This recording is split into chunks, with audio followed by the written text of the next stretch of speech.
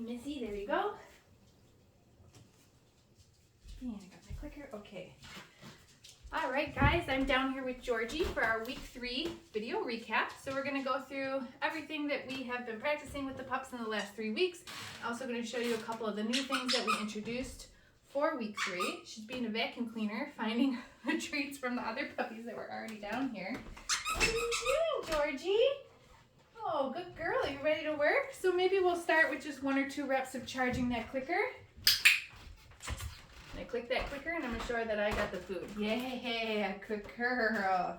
You don't have to be a vacuum cleaner, Georgie. I got a pocket full of it. Oh, there we go. Good girl. These puppies are very sweet, they're very smart, and they're very food motivated, which is fantastic for training. So I'm going to show her that I've got a piece of food. We're going to do a little bit of the follow the food lure.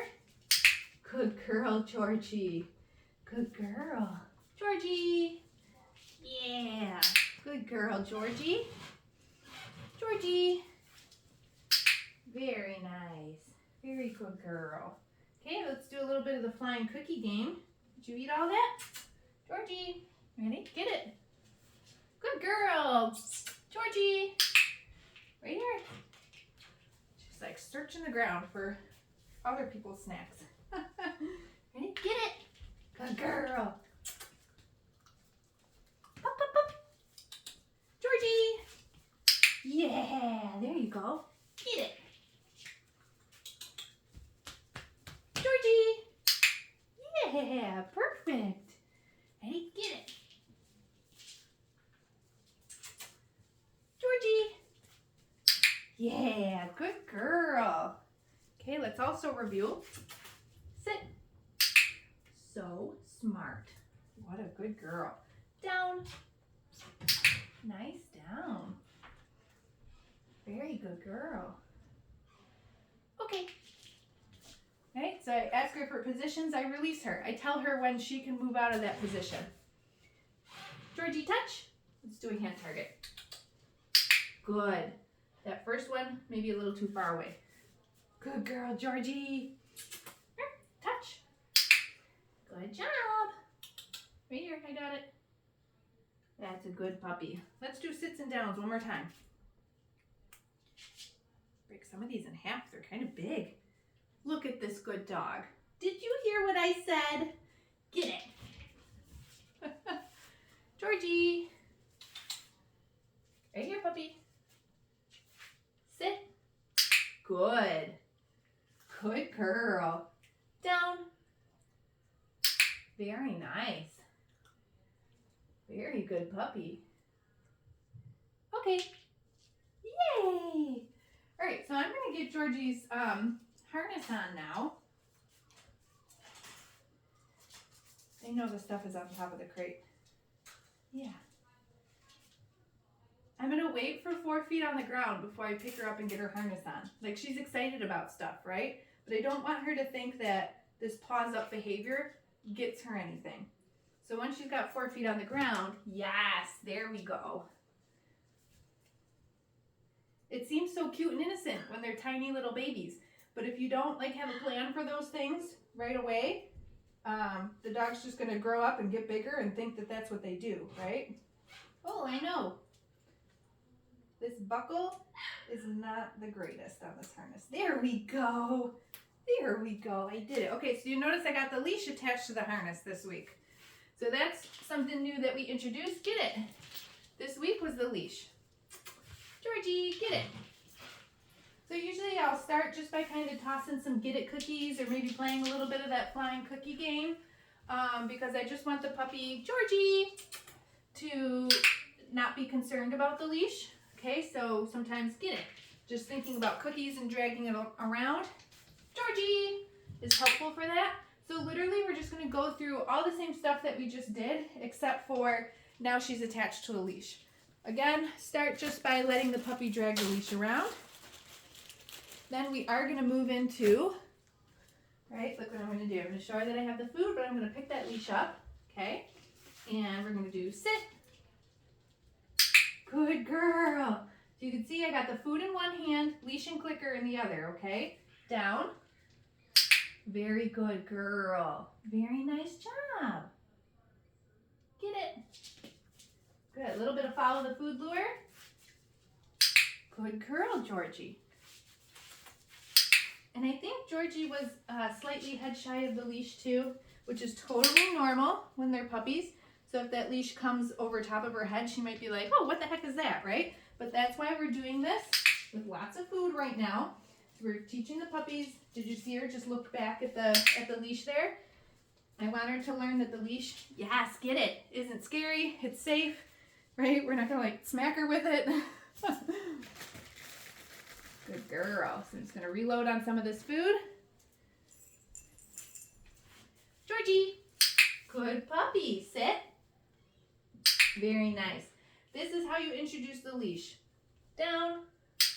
We're not just gonna slap the leash on the puppy and try to take him for a walk. That's gonna be a disaster. Okay. We do it inside the house with controlled exercises. So the dog is first learning to be confident on the leash, and they're learning what we expect of them while they're on the leash. Good girl, Georgie. Good girl. Let's go. Very good girl. Look at that. What a good puppy. So you do this inside your house a bunch?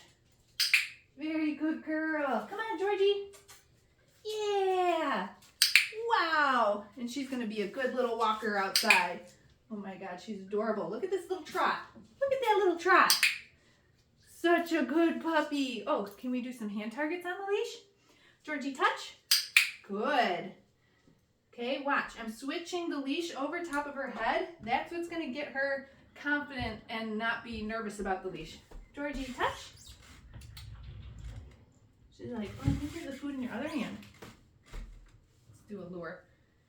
Touch. Make sure you practice hand targets, there it is, with your left hand and your right hand, because we don't want the puppies learning like, oh, I only need to target your right hand, right? Which she was just kind of doing. Okay, so now I'm going to take the leash off, holding the food in front of her nose as I unhook that leash. Good girl. That way, you can see, I didn't have to chase this puppy around, not grabbing at her. There's no conflict. She's not trying to mouth me while I'm trying to get her leash on and off. So make sure that you get into the habit of that. You don't have to do it forever, but you do it for a long time while they're a puppy so that they're learning not to, fight or bite or retreat when you're trying to do something to them. Okay? So let's move on now to our mat. I think we should do the mat next. That's what we did with your brother and sister. Okay, so week 3, step 3. Where's your mat? I want to see, wow, what a rock star, that they can go to the mat and lay down on it.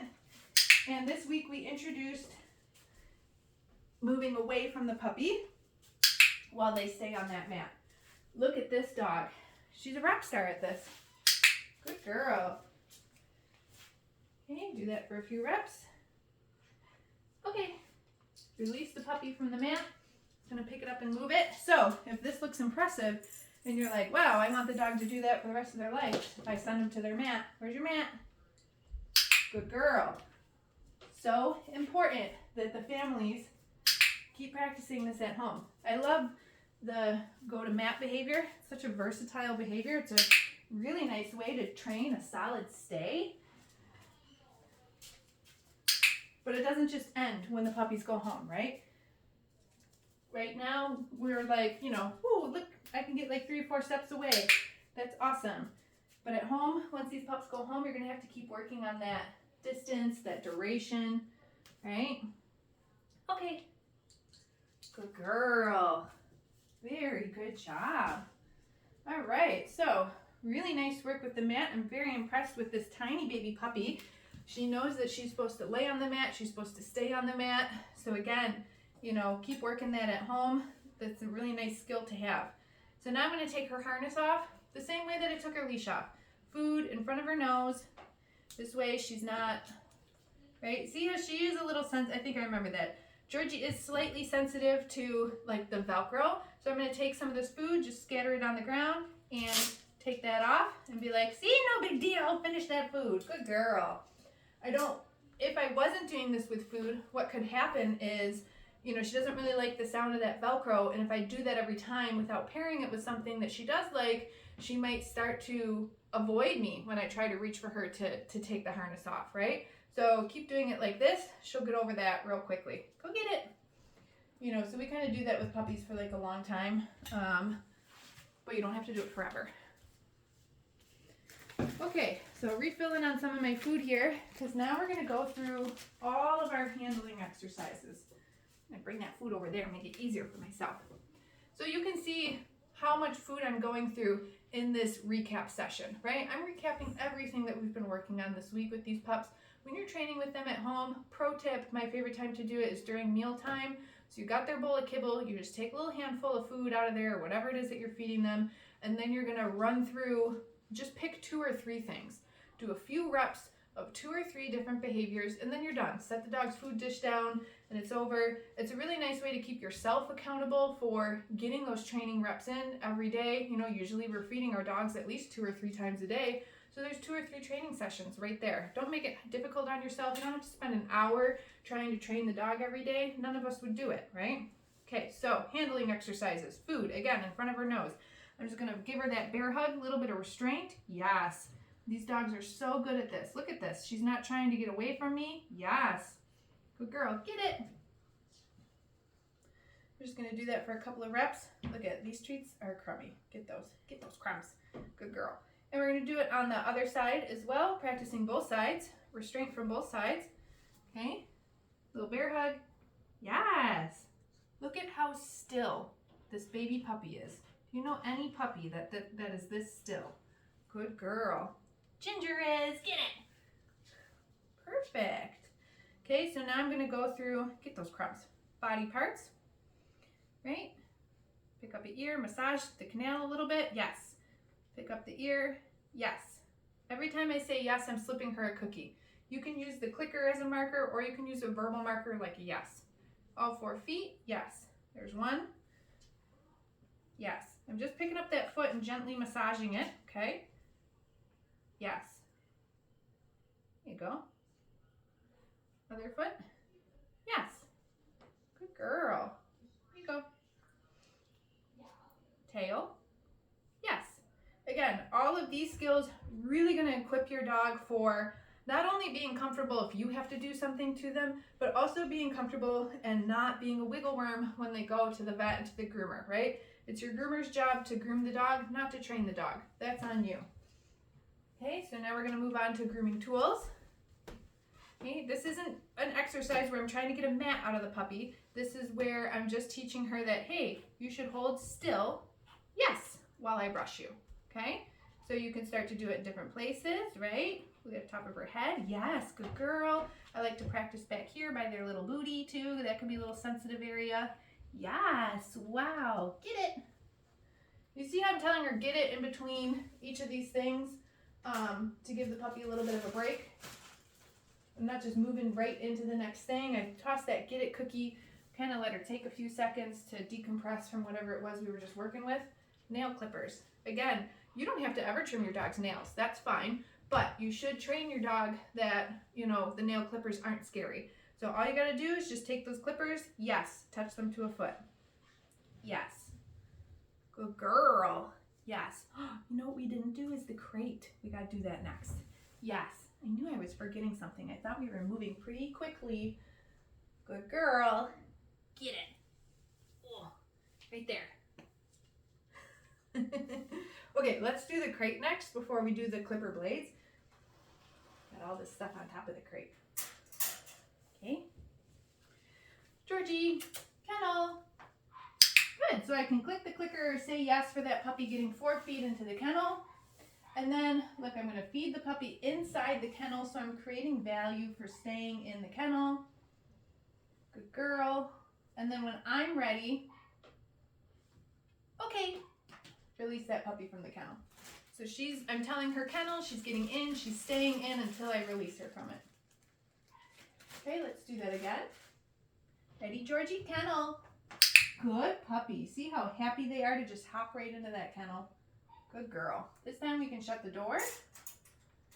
Very nice. See how there's no panicking or anything? She's just like, yep, this is what I do in the crate. I just relax. Okay, at this point, if you're at home, you could walk away from the puppy, do whatever, or like get her in there like that, go to the grocery store, whatever. Then you come home or you come back to the puppy. We open up that door, we mark for the puppy staying inside, we feed them a couple treats inside, and then when I'm ready, we're gonna say, okay, and release that puppy from the crate, okay? So I love a dog that doesn't rush a crate door, and this is how you teach it. Let's do that one more time. Kennel. All four. Good, so I'm clicking, or I can use my verbal marker yes for the puppy getting all 4 feet in there. Uh-oh. It keeps falling out. Oh my God, now it's on you. Get it, Georgie. It's right there, it's right there. Good girl. That was silly. Okay, close that door. At this point, you do what you do, right? Sorry, Georgie, I'm like really bad at handling these treats.